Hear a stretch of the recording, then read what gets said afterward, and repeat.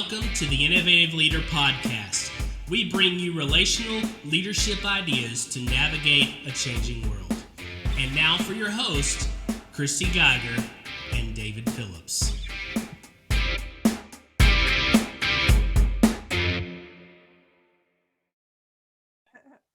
All right. Hey, welcome back to another episode of the Innovative Leader Podcast. I'm David Phillips. I'm here with Christy Geiger, and leadership coach. And so we are talking today about preparing, planning, getting ready for potential COVID phase 2 lockdowns, shutdowns.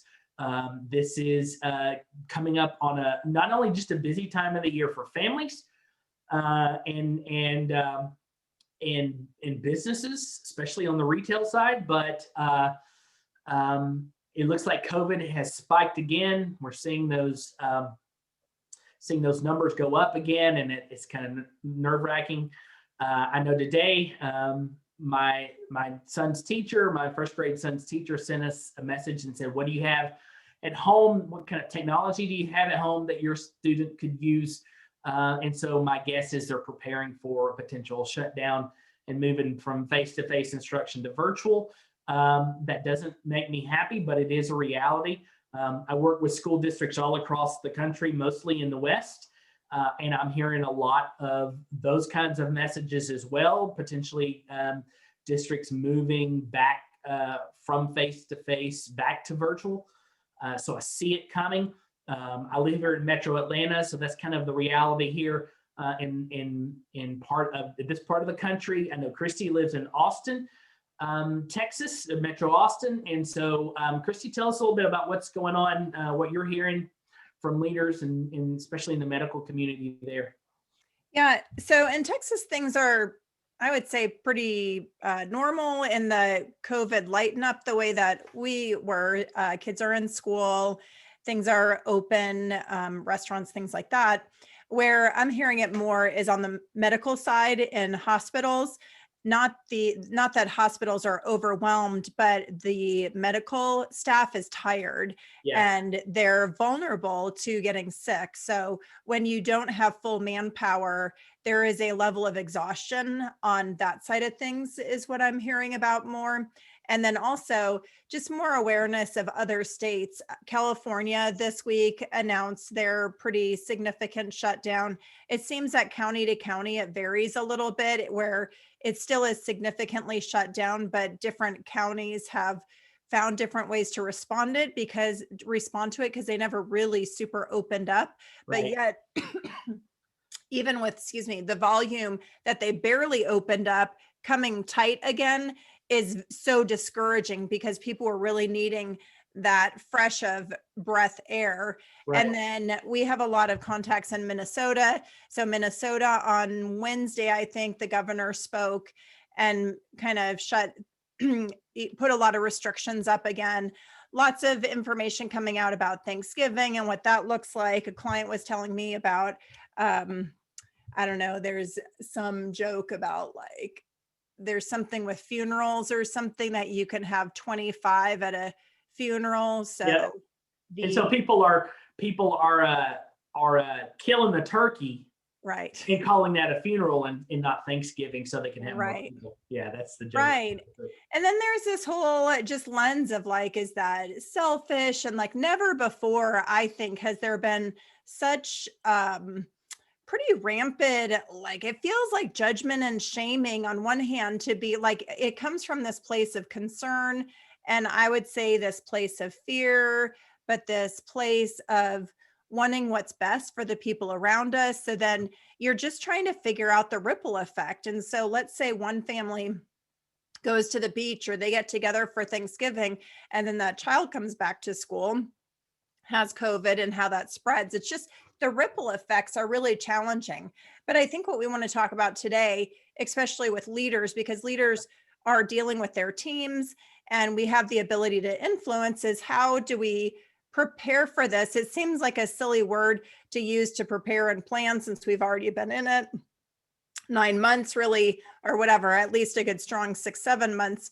But I don't think, when I was talking to my mom the other day, it's not like you're ready for phase 2. And from the beginning, there has been this thing where it happened in March and April, and then the talk was maybe in the summer it would lighten up. So Right. the summer was the window for it to lighten up. The school season starting in August and September was a big question mark Right. about how that was going to have ripple effects. So fall has been very tenuous with how people and communities have handled it. But from the beginning, there's been the conversation that in November, December, January, that the expectance that the rates would increase would be in November, December, and January, because it's Right. winter, there's more colds, things like that. Not certainly saying that COVID is a cold, but I'm just saying there's more germs, more containment and whatever happening. Okay. So anyway, it does seem like we're definitely on that side where communities and governments are saying, hold on, let's pull back.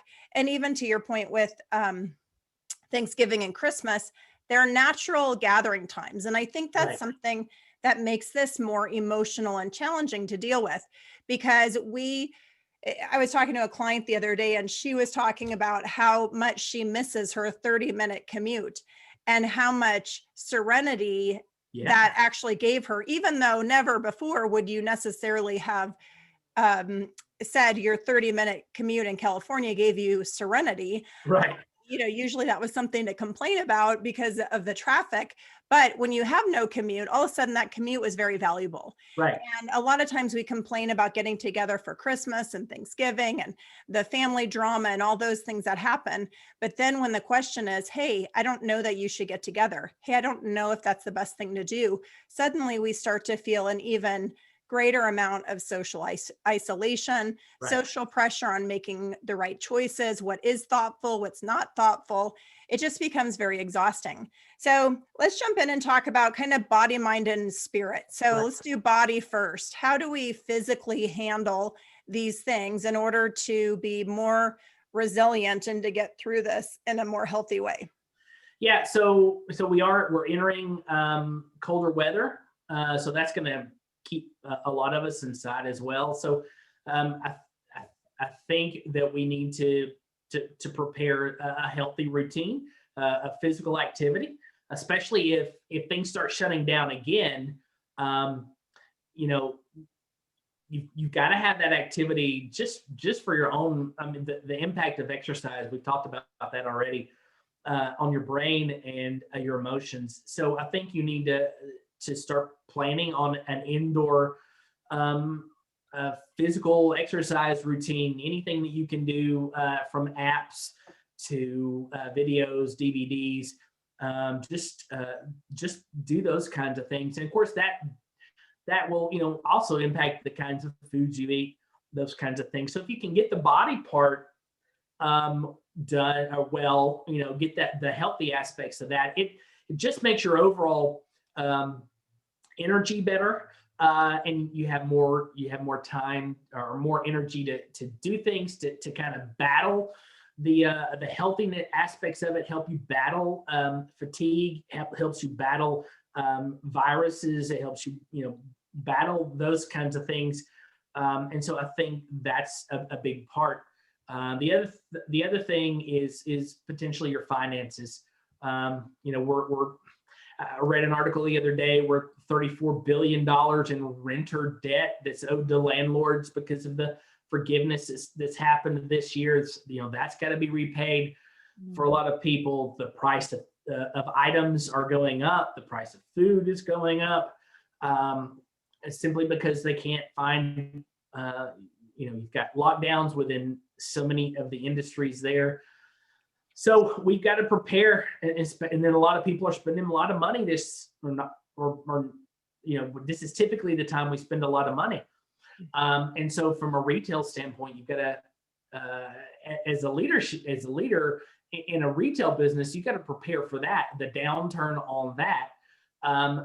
From a personal perspective, you have to kind of plan for that in terms of your own, personal spending. What do you think on that, Christy? Yeah, I think that it is interesting just with the supply and the demand and how prices and whatnot happen. And then of course, that's always like people stocking up and whatever. Right. But I do think it's just a good time to review budget. I think when Yeah. we're at the end of the year, it's a really great time to do a reflection on where did we, what happened in 2020? What did we do that worked? What did we do that not worked? Are there any expenditures that we can cut that we don't really need or that we're not using? Is there a way that we can redirect? Sometimes gift giving can kind of shift a little bit, Yep. where gift giving becomes a little bit more practical or a little bit more specific given what's going on. Sometimes gift giving increases into charities where we know that people have more needs, that they're not able to get the resources. So doing some intentional things around supporting some nonprofits in your area, doing a drive to raise some canned foods or things like that can be really useful. And what's interesting, and not necessarily to tip to our next category of mind and spirit, but spirit is the last one we're going to cover. But it's interesting because it can really help with our energy too. And and then with the second with mind, with our mindset, when we're doing things for others versus ourselves, when we're constantly focused on ourselves, we get a bit into self-preservation mode and you begin to feel a little bit more survival. When you are able to focus on others, you are encouraging them. So let's say you look up and you find a jazzercise online. So you've got accountability, you've got that live jazzercise class, you're more engaged, you're more likely to show up at 6 o'clock and do your workout, whatever it is. Right. So you find these alternative ways to do what you need to do, the fitness or whatever it is, but then you really develop that community. So in the community, you're encouraging others, you're championing them for showing up, you're helping them to know why it's important, you're drinking your water together, you're sharing recipes, whatever it is. Maybe it's a supplement or something that really helps, or something you learned about your sleep habits and how you've been able to increase that. So when we're in this community, we are able to be more others focused and supporting, which helps us to internally do the things that we need to do. So financially, straightening up that budget, gift giving, thinking about others, doing things that matter. Another thing, sorry, I feel very all over the place. That's okay. Ideas, but the other thing is a little bit, I think physically with energy, is just doing things that make us laugh. So maybe it's finding a video that you think is funny and sending that out, or maybe it's doing the office, you know, that little elf dance and doing that with your office and sending that out. Finding more fun things to do and sharing it right now, which feels like a waste of time, but is really important for what are the things that we're doing to be healthy, to be happy, to be stable and secure, versus feeling activated by fear and anxiety. So just being really aware of what creates physically fear and anxiety, and physically what we can do to keep ourselves more calm is good. Yeah, I think, you know, you brought up giving. I was introduced, I don't know, a month or so ago to the term elving. Have you heard that? Yeah, what is that? Yeah, so I was watching the movie with my family, and they were elving. One family was elving another family at Christmas, and so essentially what it was is you would go every couple of nights before Christmas, you know, like the last 2 weeks of Christmas, before Christmas, or 3 weeks before Christmas, whatever, and you would just leave like cookies or gifts or things like that. And even on Christmas Day, you could provide, you know, gifts for the family. And so it was just it was a way for one family to support another family. And there's a whole backstory to the movie, but so elving is an idea of just being, it's almost like Secret Santa, just finding a family maybe who needs some help during the holiday season, who may be working 2 or 3 jobs just to pay the bills, those kinds of things, and just bless them, you know, every couple of days at night, putting something on the front door, or, you know, what you can do, put things in the mail, things like, you know, if you need to, those kinds of things. And it like you said, it gets us out of our own mind and our own head to start thinking about other people. And there's something about giving, and there's something about blessing others that just transforms your own mindset and your own thought patterns, which does kind of lead us into the second thing, the aspect we're talking about is the mindset. You know,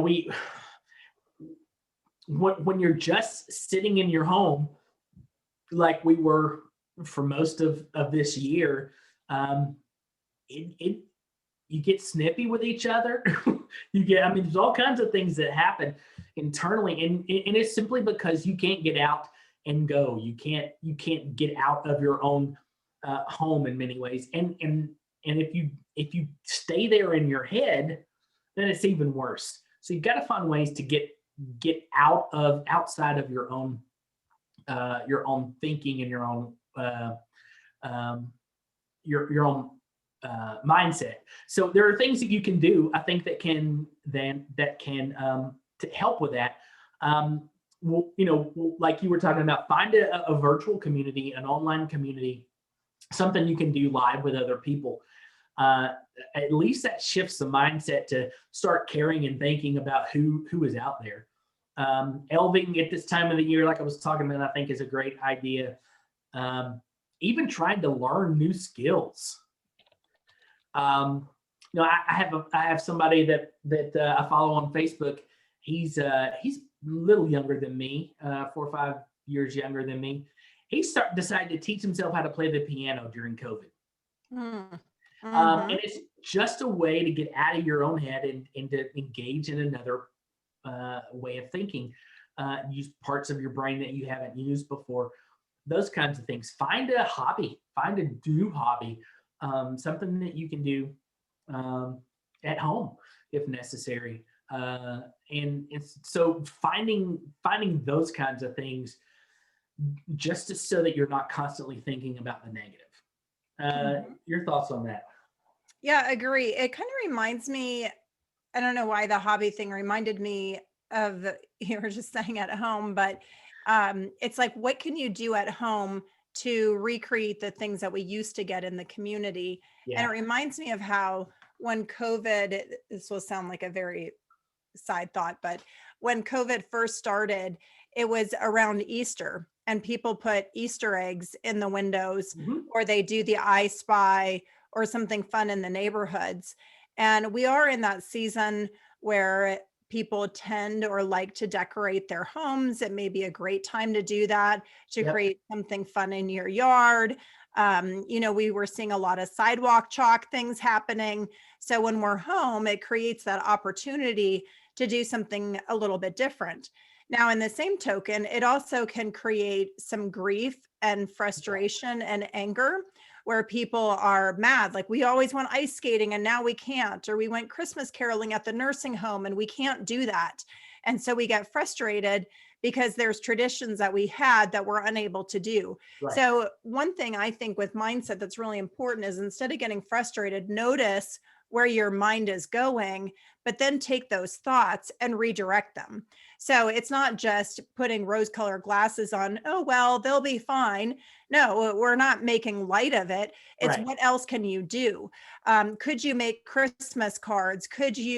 What could you do that you could send to the nursing home that sits outside for a period of time so the germs die off and then they're able to pass those around?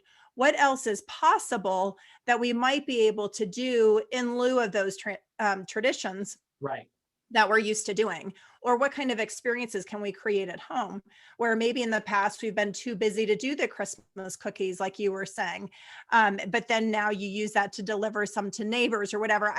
It's hard with, like, what are people comfortable with COVID? Like, would someone take a Christmas cookie, or right, should be individual wrapped? I don't know, that gets a little bit complex, but you know, still, it's just like, what else is possible in order to spread goodwill, to spread happiness? And it starts with noticing, where's my thoughts? Where's my energy?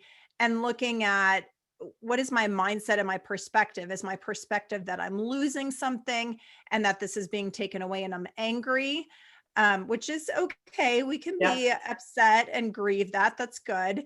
And then we want to say, okay, so now what? What can I do? What is possible? Kind of that prosperous reframe. Yeah, I mean, there are other ways to do that. And, you know, I'm thinking you could still do something for the nursing home. Let's say they have an iPad or they have a computer, you could do a Zoom call.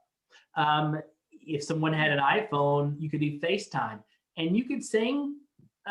Those people, if they all got in a room and you had 5 or 10 people, just the way you set up your camera on your phone, you could do that. Yeah, it's virtual. You're not there, but you could go Christmas caroling in your neighborhood.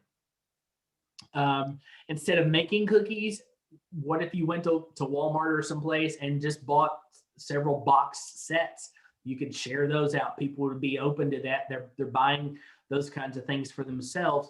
If it's got, if it's from a bakery or someplace like that, I mean, there are other things that you can do. Right. You just have to be creative. And the problem is we get stuck in this rut. We work on autopilot. And so this is the way we've done it, and it's really hard to change. So now we have to use other areas of our brain. We have to re-engage it, to get creative and think about the things that we can do. And then when we do that, it's almost like when you start down that creativity train, you start that train up, you find other areas that the creativity just grows. It becomes like a muscle. You find other ways to be creative. You find ways to be creative in other areas. So I think that if you can do that and figure out ways to do that, then that helps with energy. It helps with motivation. There's a lot of things that build on that, and it helps your emotions. You're not, like we've said, not stuck in ourselves, but and it feels like we're helping others. And there's just something about that. Yeah, it's great. I think it's so interesting for people just to share ideas. Like you've said so many. And I think curiosity and creativity feed one another. So if you're having an idea, then it feeds an idea for me. Right. Versus if you're sharing, you're like, oh, I'm so upset we can't do that. And I'm like, yeah, we can't do this. Right. So we can either feed the negativity or we can feed the creativity and the creation. And even like with the Christmas card thing, that's an interesting thing. Like, a friend of ours posts all her Christmas cards. We hang them up under our counter, but a friend of ours posts them on the wall and she leaves them there all year. But your idea with all the Zooms, that'd be interesting, that if you have more time, maybe you choose to message that person when you get the card, or you do a Zoom call with someone. There's a way that people are feeling more isolated and more overwhelmed. So these ideas are not to increase the overwhelm, but we're feeling overwhelmed because we're trying to do the same system that we used to and we can't do it. So we feel broke. And what we have to do is back up and go, what's important to me in the holidays? What's important to me in November and December? And how can I make that happen and create new pathways? And when we create new pathways, all of a sudden it's exciting and it's fresh and it's an opportunity. And new and better things can evolve from that. Just like when COVID first started, where people started to figure out the Zoom meetings, they started to figure out the technology. So, and they got traction with that. This is another opportunity. So instead of just trying to trench those old things, we want to really lean into that creativity. I like that concept. Yeah. So if you have a company that can provide some of those services, for instance, then you really endear yourself to people. For instance, Zoom for 30 hours at Thanksgiving is going to remove the 40-minute record limit for free accounts. Really? Yeah. So you can be on for 30 hours with your family. Wow. Now, that takes away this excuse of, if you don't want to be around them, right? Of, COVID, so we can't do that. So it takes away that excuse. But that's the way to do that. Google Meet. If you've got Google accounts, you can do a Google Meet for free. So there are a lot of options that can be done. You just have to search for it. It's something that you got to work at, and the problem is a lot of us are lazy, unfortunately. So the third perspective, or third thing we want to talk about, is the spiritual aspect of it. This is a downtime for a lot of people. It's the first Christmas or the first Thanksgiving that your grandmother's not here, or maybe your parents aren't here. So there's some aspect of emotion there. You're not going to get to see your parents for Christmas because of COVID or whatever. But there are other ways to engage the spiritual aspect, or the excuse me, the positive aspect, to lift your spirits. Zoom at Thanksgiving, for instance, is one of those things. Everybody's got a TV you can project these days between HDMI and all the streaming possibilities. Put a Zoom app on your TV, and now you've got a 55 or an 80-inch, system where you can talk to people and those kinds of things. There are ways to do that to lift your spirits. What are some things that you think about from a spiritual aspect to build up your emotion and your energy? To me, I think it's really about creating hope and encouragement. And I think this category of the spirit is where we have our passion, and we feel the energy and the emotion side of things. And I think faith-based, we both are faith-based. Yeah. So spirit also very much, to me, is about, and again, it's really why we believe we exist, our purpose in being here on earth. And, whatever your religious orientation is, but for me as a Christian, I think that a lot of times it's about creating hope. And Yeah. so if you're faith-based, tuning into some services and Right. online, or there's more online Bible studies that are out now. Exactly. So connecting with a Bible study, a service, a lot of times the music is very comforting and encouraging. The messages are very comforting and encouraging, and they provide just a hope and a lens to make sense of the short term in order to get focused more on the infinite game. What is the bigger picture? What really matters here? Because sometimes when we get short-sighted in the short term, it feels less hopeful and more discouraging. So faith-based, tuning into that can help. If you're not faith-based, it still has to do with this idea of hope. And Right. where do you find hope and encouragement and that emotional side of things? And so a lot of times hope is around encouraging. I have a book. I thought I had it. Oh yeah, here. Okay. So there's like fun projects like this. This is a book. It's called Hey Friend, I Wrote a Book About You. And these are like $20, but they're so fun to sit down for someone who gets the winter blues. They're up in the Midwest or whatever, and it's cold and dark, or they just entered the Alaska time of darkness, whatever it is, right? So they feel more discouraged. There are things that we can do to provide hope and encouragement. So inside the book, there's all these words like I always say that you're blank because it's true. You're amazing. You're wonderful. You're creative, whatever it is, right? So do something for somebody that is going to lift their spirits, or find ways to lift your spirit yourself. Another thing that I do, I just think energetically, this may sound a little bit odd, but like there's a lot of things with physical. If you can put your feet to the ground, if you can take a bath and be in water, if you can listen to soothing music, if you can listen to something that encourages you, there's all these things that really help our energy to be higher than lower. And I do believe that we have energetic vibrations. So if your vibration is low, then what's happening with that, and what can you do to increase that? Yep. Yeah. No, I think if you're near the water, drive to a river or lake and watch the sunset. Mm-hmm.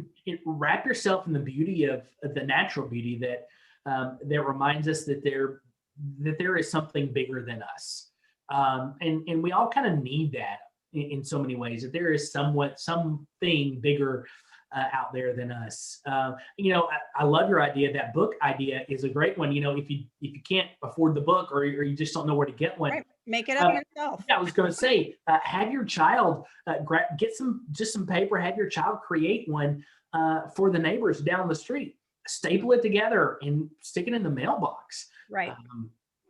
Print pictures off on your printer. Go to Google and find some pictures and just do something like that. I think that's a huge opportunity. Another thing for me is and it was on the tip of my tongue, and then I forgot it. We need that. We need that social connection. We really do this time of year. Mhm. I think if you can find ways to just talk and be with people, even if it's just virtually, telling stories and laughing, and that's going to do so much for your energy, so much for your emotions. You know, and then the other thing that we also have to remember is that uh, there are 3 vaccines that have surpassed the 90% effectiveness rate, and so it's going to be tough as cases go up for a month or so. But like Pfizer is seeking an emergency path to get their vaccine ready. So you've got healthcare workers and other people who probably will start getting that the first of the year. Chrissy and I were, as we were talking, there's a chance that I'll probably, my generation, our generation age group will probably be able to get it sometime, maybe March, April. So there is an end in sight if you're comfortable with taking the vaccine. And so that in and of itself, itself is hopeful that there seems to be an end at the light of the tunnel. We just hope it's not Darth Vader's lightsaber. Sorry, that's something I've seen on Facebook. Or a train, the light of a train. But you've got to find ways. You've got to find ways to generate hope. Either generate it for others, or you've got to find ways to intrinsically generate hope for yourself. And I think that's huge. And if you can do that, I think it builds, it increases your Christmas, your spirit, your holiday spirit. And maybe if we all thought of ourselves as Santa Claus more, that would build not only our spirit, but the spirit of others. Yeah, So, absolutely. And I think there's just lots of opportunities if we're looking for them. Yeah. If we're focused on how bad this is and how horrible it is and how wrong all these decisions are and how people are just horrible, we're not going to actually think of those. We can't think of those things when we're in that space. We Right. have to acknowledge that. And again, I think we go back to the neuro activity of labeling and naming, name it, label it. So yeah, I feel really disappointed about this. I feel really frustrated. Fine, label it, name it, give yourself a period of time, and then move on over to this other side around, okay, so now what? So what can I do with that? Right. And how you physically are working out, creating those endorphins that physically will change, give you the oxytocin and what you need in your mind and in your body. So physically working out, getting your sleep, doing the health things that nourish your body so that mentally you can redirect the way that you're thinking and seeing things, focusing on others. I love that. Being a Santa Claus, think of yourself. How can you bring joy? Putting think about how many door deliveries in the past I've always seen those baskets outside for the deliveries. Yep. Like how many deliveries are you getting at your door? Like get that basket outside with the water and the snacks in it for that delivery person with a cute message. That's Right. fun. There's so many things we can do. So if we could start thinking of a movement of ways to go through winter, this November, December, and January, and share ideas of what we're doing to bring joy, to bring hope, to bring light, would be really great. And physically take care of yourself, mentally get your head in Yep. that space, and emotionally get your heart in that space. And it really begins to make a difference. I agree completely. Absolutely. So we would love to hear from you. What kind of ideas can you think of to kind of get out of your own way and to start caring about others, thinking about others, make this time of the year so much better than what it could be if you just were stuck in your own head. What are you doing to build up your body, to nourish your body, to handle your financial issues? Because it's very real. What are you doing to generate a different mindset? What are you doing to up your spirit? And then we'd love to hear it. Like I said, so if you could put that in the comments or share as you write your review or whatever, we would love to kind of find out what you're doing to make this time of year better than what it could be, knowing what's coming potentially. So we'd love to hear from you. Anything else, Chrissy? I know we're I think that's great. Yeah, absolutely. So next week, I think you're going to be out. I'm going to be out. It's Thanksgiving, and so we're going to spend some time with our family. I don't know if you're traveling, but it looks like the Phillips guys are going to have their first guy trip, knock on wood. And so I'm looking forward to just being with my dad and my son, and my wife is looking forward to that too. So she gets a couple of days by herself. But so I hope you get to spend some time with your family, and you listeners get to spend time with your family and friends in whatever way you can do that, whether it's virtually or in-house. So yeah. Sounds good. Well, have a good Thanksgiving. And yeah, we are so thankful. Thank you for listening and tuning in. We appreciate it. Thanksgiving first before Christmas. We talked more kind of in the Christmas season, but Thanksgiving this year is a critical time to just sit in more gratitude. So yeah, so really grateful. Thank you, David. And we'll catch you in 2 weeks. All right. Have a great Thanksgiving. Take care, everybody. Bye. Goodbye.